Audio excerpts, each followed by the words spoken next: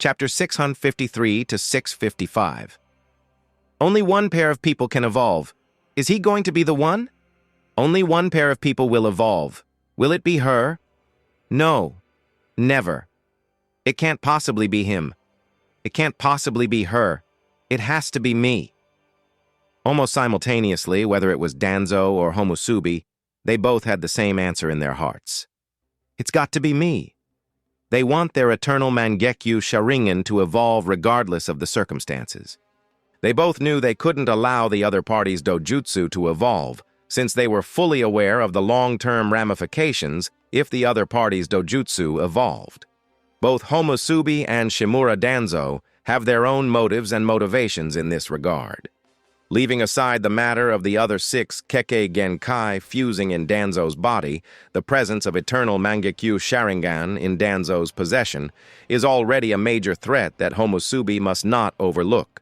If Danzo's eyes continue to transform into the rinnegan, it will spell disaster not only for her, but for the entire shinobi world. With rinnegan in his possession and the identity of Konoha's interim Hokage agent, Danzo will be able to influence the whole shinobi world. Initially, this is not a bad thing, but with Danzo's mentality and aspirations of uniting and governing over the entire shinobi world under Konoha's flag, the path the shinobi world will progress under his supervision will be doomed for most. Not to mention that if Danzo is discovered, the actual potential of Chimera Jutsu and the Kekkei Genkai absorption ritual will be revealed to the whole shinobi world. So, whether for the sake of the shinobi world as a whole or for the sake of her own future intentions, Homusubi cannot stand Danzo. Danzo, like Homusubi, has his own motives. And to be honest, his predicament is far worse than Homusubi's. The lives of over 1,500 Konoha shinobi are on the line as a price for the evolution of his dojutsu.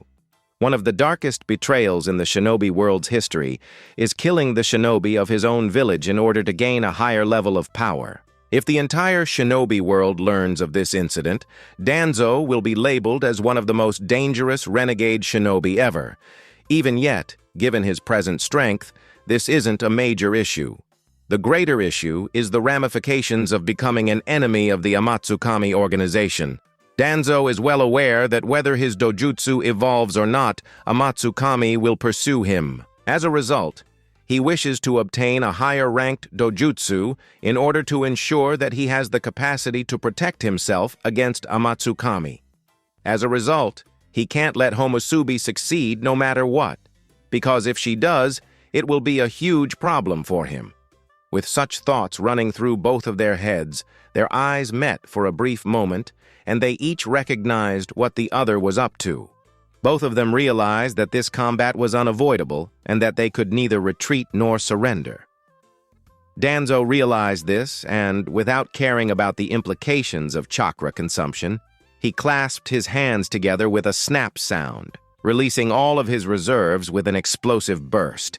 Boom. An explosion happened as all of the chakras within his body appeared in physical form. Powerful winds blew, and the ritual platform beneath his feet collapsed. Roar! The dark red Susanoo he projected let out a ferocious demon-like roar and began to undergo new alterations with the help of Danzo's chakra reserves. As skeletal muscles grew, the Susanoo quickly developed in bulk, along with gaining arms, legs, and wings. In less than a minute, it became a complete-body Susanoo. Danzo's Susanoo had a pair of oni-like horns over its head and many monsters with sharp fangs in its mouth, which was an unexpected alteration. As a result of these two alterations, Danzo's Susanoo appeared to be the incarnation of a Majin of war rather than the incarnation of the god of war. Homusubi couldn't help but shudder when she saw Danzo's Susanoo. Complete body Susanoo? Is he already capable of using Susanu's entire body? Even after awakening the eternal Mangekyo Sharingan, it takes a lot of time and training for the Uchiha clansmen to be able to use the complete body Susanoo. Thus, it's rather remarkable that Danzo can use it right away. Furthermore, the size of Danzo's complete body Susanoo, it's too large. twice as big as Homusubi's complete body, Susanoo body. It immediately changed the course of the combat and tipped the battle to Danzo's advantage the moment it acted. Homusubi, on the other hand, was not to be outdone. Even with the half-size Susanoo, she used her tactics and experience to defeat Danzo's Susanoo. Bang, bang. Boom, boom, boom, boom, boom, boom, boom. The volcanic cave shook once again during the furious conflict between the two complete-body Susanoo, reaching the limit of what it can withstand before bursting out. Ha! Things are starting to get interesting, Orochimaru grinned as he whispered. Orochimaru's demeanor was serene. Everything on the battlefield seemed to be going according to plan. And based on his behavior, he clearly has something up his sleeve that he hasn't shown yet. Maybe he's just waiting for the right moment. The chance to change everything and emerge as the biggest winner from this ordeal. Kakashi couldn't take it any longer as he watched the Konoha shinobi die one by one. He knew that acting irresponsibly here might make him a traitor to Konoha, but he couldn't keep watching and do nothing. His devotion to Konoha wouldn't let him stand by and watch as other villagers perish in vain before his very eyes. Kakashi couldn't help but think as he made up his decision to act. Hey, Otu-sama, despite the fact that the circumstance I'm in is not the same as yours, what I'm experiencing right now is probably not too different from how you felt when you decided to abandon your mission. I finally understand you and your intentions. He let out a sigh and then shook his head. Then the look in his eyes shifted. In his eyes, he exuded seriousness and maturity like never before. With a fresh look on his face, Kakashi reached into his shinobi bag and pulled out numerous kunai. Wheesh, wheesh, wheesh, wheesh, wheesh, wheesh. All the kunai were thrown at different angles, and the very next moment, he disappeared. Whoosh! Wheesh! With an air-cutting sound, a specially marked kunai was nailed at the foot of a root shinobi. The sudden appearance of kunai out of nowhere surprised the root shinobi and prompted him to take the battle stance. Chirp. But before he had the time to figure out how and where the kunai came from, he found an arm clad in sliver blue lightning through his chest, and at the same time, the very iconic sound of chirping of thousands of birds entered his ears. Hata! Ke! Kak! As... Ha! Before he could finish his words, his body turned cold, and he lost all signs of life. The death of the root shinobi was noticed by one of the other root shinobi, who immediately alerted all the other shinobi present in the surroundings. Enemy attack! Everyone, be careful. It's an enemy attack. And the one attacking us is none other than Hatake Kakashi. Are you kidding me? As far as I know, Hatake Kakashi has mastered the Flying Thunder God technique. How are we supposed to deal with that bug jutsu? Instantly, Kakashi became the center of attention of all root shinobi, and the situation turned chaotic. Back in the volcanic cave, under the raw power of Danzo's demonic Susanoo, Homusubi's golden Susanoo was constantly suppressed and forced to the corner of the cave.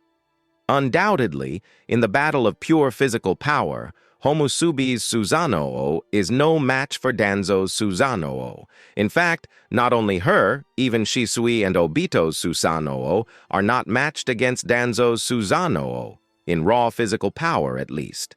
Danzo's Susanoo is really strong. Damn it! Homusubi gritted her teeth. She could feel that Danzo was gradually gaining an advantage, even in the battle of absorbing the yin-yang chakra. And this is clearly not a good thing for Homusubi, because it means that Danzo is reaching closer and closer to awakening the rinnegan. Looking into Danzo's eyes, Homusubi noticed that the pattern of Danzo's eternal Mangekyo Sharingan has started to distort. The scarlet and black color of the tomoe and copy wheel has started to change into violet color with a ripple pattern. All signs indicate that Danzo's eternal Mangekyo Sharingan is close to evolving to the next stage. While Homusubi was worried and panicked, Danzo, on the other hand, was excited. As he realized that he is gaining a dominant position and his dojutsu is reaching closer and closer to evolution, and he is reaching closer and closer to becoming a true god, he became more and more ecstatic and roared, "Ha ha ha ha! I will become the true god of the shinobi world and make it bow down at my feet." Before Danzo could finish his words, something that Danzo never wanted to happen happened. Danzo, who was traveling on Cloud 9, suddenly felt his heart cold and his body frozen. The chakra transmission was suddenly cut off. Along with the cutoff of chakra supply, even Danzo's eternal Mangekyo Sharingan, which was only a few steps away from evolving into the rinnegan, also stagnated and reverted back to the eternal Mangekyo Sharingan. Time seems to have stopped all of a sudden, and the two Susanoo who were engaged in combat also stopped in their respective positions. Thankfully, it stopped. Homusubi breathed a sigh of relief. Although Tsukihi doesn't exactly know what caused the chakra transmission array to malfunction all of a sudden and stop the chakra transmission, she is really glad that it happened. If a lunatic like him awakened the rinnegan, then it would have been doom for the entire shinobi world. Just imagining the situation with Danzo having the rinnegan scares Tsukihi to the core. Seeing that the ritual has come to a stop midway, Orochimaru chuckled lightly. What a pity. I was just a step away from witnessing a miracle. Orochimaru's words brought everyone back to their senses, especially Danzo. He glanced at Orochimaru for a moment with a blank expression, then his expression started to change, and within a few seconds he was shouting like a maniac, "It's all because of you bastards! You people are again and again hindering me. Why? Why are you bugs not kneeling before me like obedient servants? Why don't all of you just die?"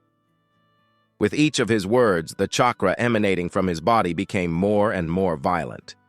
And different from before, this time Danzo wasn't restrained at all. Roar! Danzo's madness caused the dark red Susanoo of his to enter the berserker mode and roar like a mad beast. Along with the roar, a spiritual attack that directly attacks the soul was also released and once again shook the entire cave. And as if that wasn't already more than enough, even the crimson-red corrosive mist also spread within the volcanic cave. Ah! I can't breathe. My arm. All the shinobi within the cave, who didn't have a way to protect themselves from the corrosive mist and soul-shaking roar, instantly became prey to Danzo's hysteria. Homusubi was lucky enough to have the protection of Susanoo over her body. That's why she didn't instantly fall prey to the corrosive mist. Otherwise, perhaps even she might have turned into nothingness. Relieved and alert, she quickly released her Susanoo and instantly used the body flicker jutsu to appear next to Orochimaru and angrily scolded him, "You created this mess! Now find a way to deal with it immediately!" It was exactly as Homusubi said. If not for Orochimaru, Danzo would have long since died and they wouldn't have to face this trouble before them right now. Orochimaru said, "Well, I suppose both of us agree that a lunatic like him should really be buried here." Homusubi sighed and stated, "It's about time you use all your cards, else the situation will completely get out of our hands." Homusubi didn't know what cards does Orochimaru still have, but she knows that there must be something, especially considering that the snake inside which he was hiding until now has almost melted under corrosion, but there are no signs of Orochimaru panicking even the slightest. It definitely means that Orochimaru is still confident of his win. The only reason he hasn't used that card of his is that he is still eyeing Danzo's body. Homusubi understands this very well, so obviously she won't be idiot enough to let Orochimaru take advantage here. Understanding that he can no longer act as a bystander, Orochimaru smiled awkwardly, and then without speaking any nonsense, he bit his finger, weaved the hand signs, and then tapped on the ground. "Edo Tensei no Jutsu." Bang, bang. Two coffins appeared out of nowhere, with the words Sho and Ni written on the lids. Edo Tensei of Shodaime and Nidaime Hokage? Homusubi grimaced as she saw the two coffins. Are they your trump card? Are you certain they'll be able to handle Danzo? Homusubi has already confronted the two Hokage while using the Fujin clone a few months back. The two Hokage in the Edo Tensei form, as far as she knows, aren't too weak, and their strength should be slightly higher than Kage rank. But that's it. Shodaime Hokage and Nidaime Hokage in their present Edo Tensei form would not be enough to fight Shimura Danzo, who now has 7 Kekkei Genkai, including the Wood Release and Eternal Mangekyu Sharingan. Orochimaru grinned and remained deafeningly silent. He'd much rather have his masterwork demonstrated to Homusubi via action than through words. With a sigh and a shake of her head, Homusubi expressed her dissatisfaction with the situation. She has no idea how things will turn out now.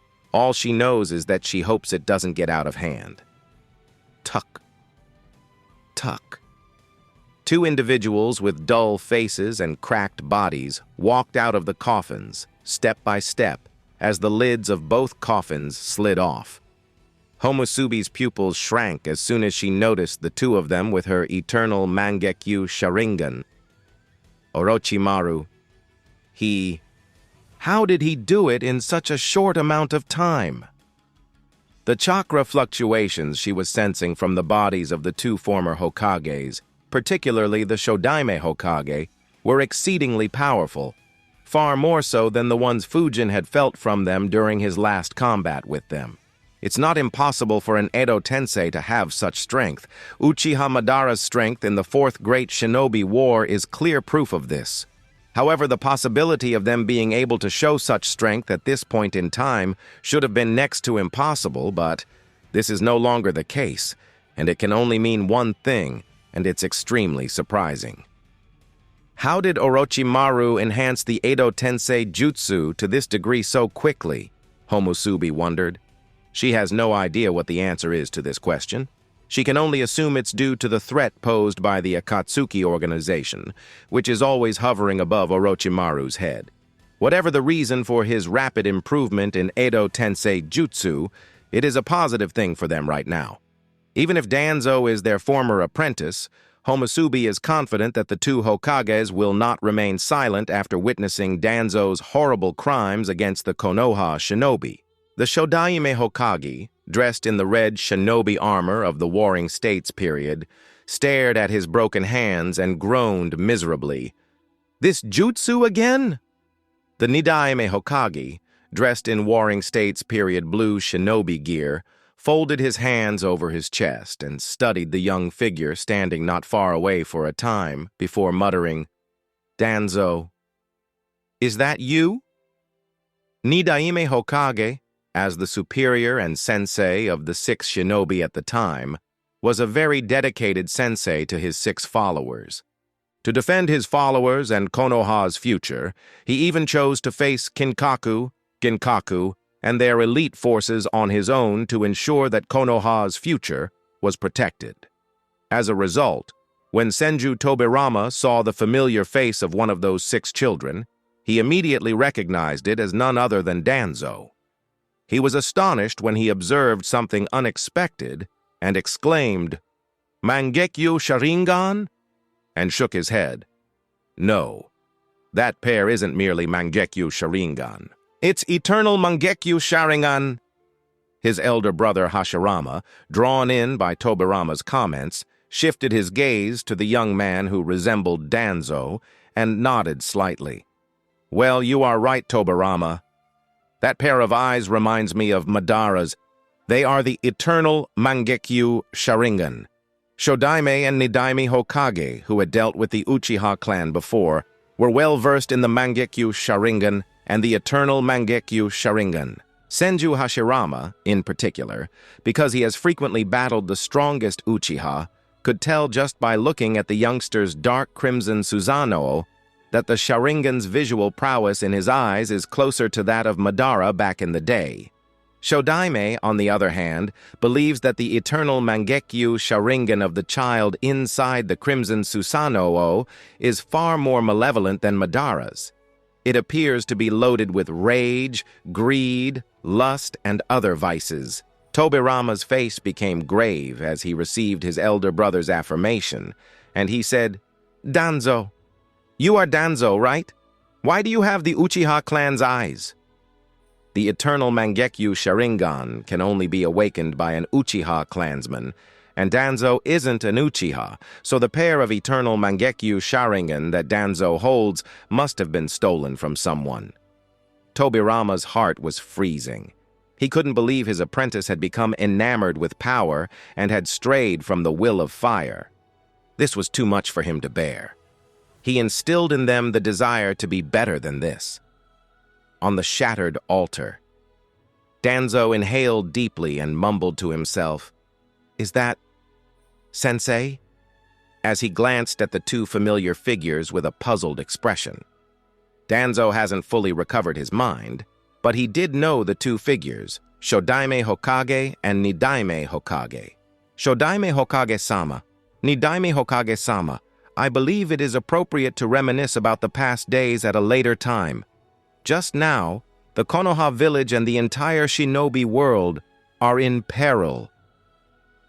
Shodaime and Nidaime both turned around and gazed at Orochimaru with puzzled expressions on their faces. First, this guy conspired against Sandaime Hokage Sarutobi Hiruzen and forced him to step down from the position of Hokage. And about a month after taking the power of Konoha village in his hands, he ordered nearly 1,500 high-ranking Konoha shinobi to secretly assemble outside this volcano, Orochimaru said, pointing at Danzo. "For a war?" Tobirama asked, frowning. "If it was merely for a war, then the Konoha village and the entire shinobi world wouldn't have been imperiled by his acts," Orochimaru explained, shaking his head. He gathered those 1,500 Konoha shinobi outside this cave for the goal of absorbing their chakra and life force while performing a ceremony. A ritual? Shodaime was perplexed this time. "What type of ritual are you talking about?" "A ceremony to climb into a god," Orochimaru continued. "If he succeeds, he will become a god. And I don't suppose I need to explain what it takes to become a god. The life of the 1,500 Konoha shinobi outside this cave. We attempted to stop him ourselves, but the strength he has already acquired is far greater than we can bear. As a result, I had no choice but to extricate the two of you from the underworld." Nidaime Hokage's expression darkened after hearing Orochimaru's explanation. Shodaime Hokage sought to sense the condition outside the cave at the same moment, and he did detect over 1,500 chakra signals. Many of them were already dead, some were barely surviving, and the remainder were on the verge of death as they spoke. Shodaime's face became somber as he realized there was some truth to that statement. Although Nidaime didn't totally trust Orochimaru's words, he couldn't help but be suspicious when he felt the evil chakra encircling Danzo and saw people dying all around him. "Danzo, did you really do all of this?" he wondered. "Did you truly plan to sabotage Hiruzen?" "You were mistaken, Sensei. Hiruzen, he's not deserving of the title of Hokage. I am the only shinobi who has been it and will be worthy of the title of Hokage. Only I have the ability to take Konoha to new heights," said Danzo with a roar as if to add weight to his words. The current Danzo lacks the mental capacity to comprehend the circumstances. Instead of responding appropriately to Tobirama's query, he uttered the ideas that had always been hidden in his heart. Rather than sprinkling water on the fire that Orochimaru was attempting to start, Danzo added more oil to it. "Tobirama, this pupil of yours has lost his head in the desire of power," Hashirama stated casually as he rubbed his brother's shoulder. "Such a person cannot be allowed to remain Hokage because he would wreck Konoha. We must put an end to him at all costs. Shodaime Hokage went so far as to kill Madara for the sake of Konoha, so how can he spare simply a Danzo?" Tobirama drew a deep breath and stayed silent. He had not anticipated the day when he would be forced to murder his own apprentice.